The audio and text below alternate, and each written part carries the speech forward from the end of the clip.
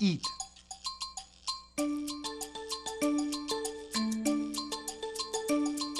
Water.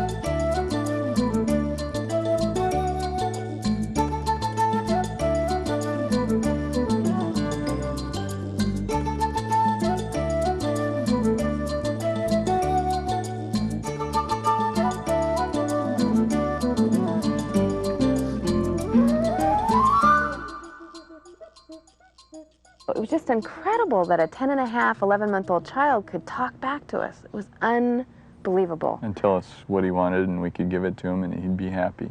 It was really cool. Like, we were teaching him about the sign for water, you know, that you want a drink of water. And sometimes when he's eating, he needs a drink of water in between his bites of oatmeal or whatever it might be. And quite often we forget to give him water, and he'll stop. He won't eat anymore, but he's still hungry. He just needs his drink of water in between. And we'll think he's full. We'll think he's full, and then he started signing water to us, and it's like, oh yeah, he needs water. We gave him the water, and he'd just beam, and then he'd need more food. Yeah. Sebastian can communicate to us he's hurt. Something hurt him. And so we can respond right away. If he's hurt, he can tell us. If he's just whining about something else, it's not that he fell down and hurt his leg and can show us where it is. It's something, it enables us to root to where the problem is and be specific about things, even when he can't use words. Instead of thinking, oh, he's teething, or oh, he's sleepy, or oh, he's hungry, and we could miss the signal. It enables us thereby to be responsive to what that child's specific need is. We know from research and from observation that the first major way children learn is kinesthetically, through movement, through touch, through experience. And I think this book is particularly good because signing is that kind of learning process. This is a time when the brain is growing very, very rapidly. When, almost like a vine, there is a reaching out within the brain, and the baby is reaching out from what its brain is telling it to do. It's too precious a time to waste. And that's what I like about the idea of signing very young.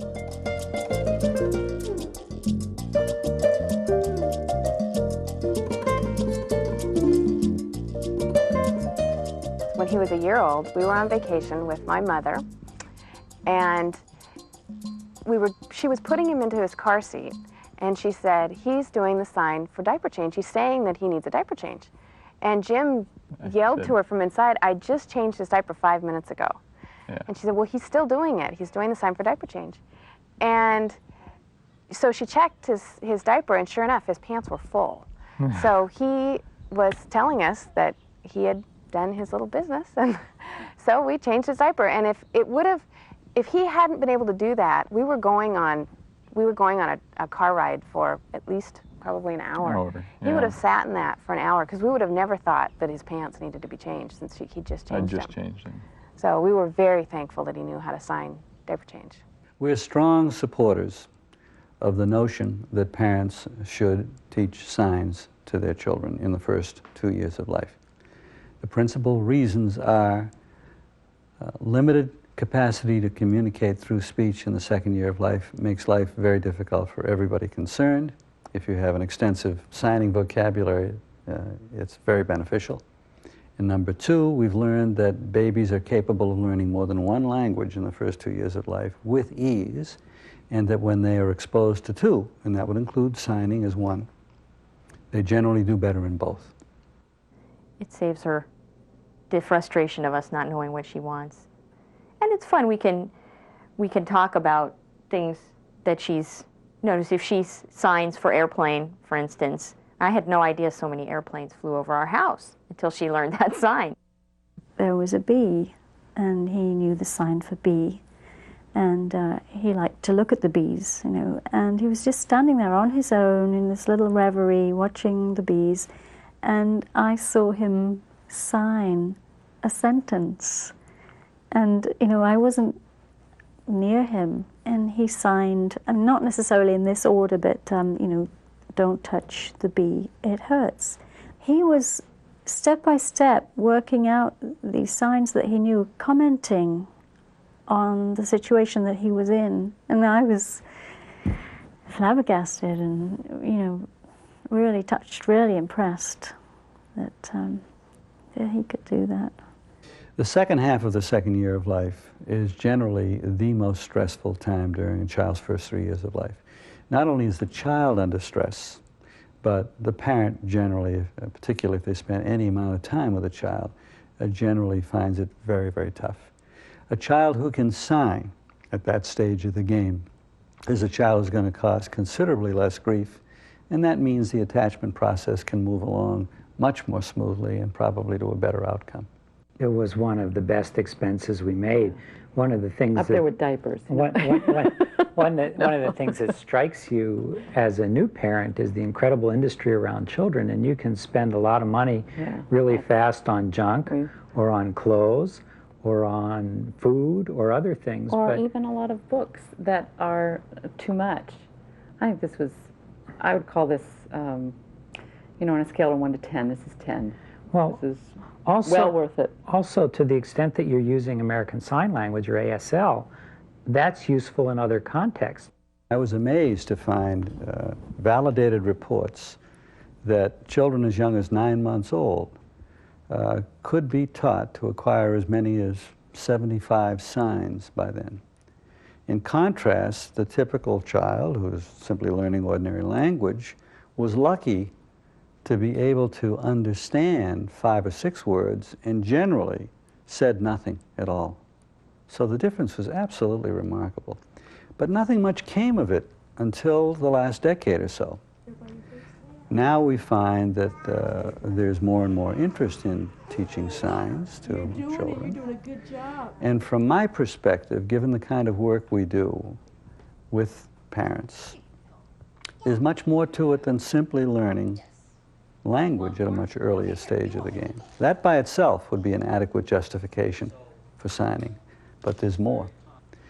There's more in that, first of all, the second year of life is a very interesting period of life, which is generally very stressful in normal families raising their children.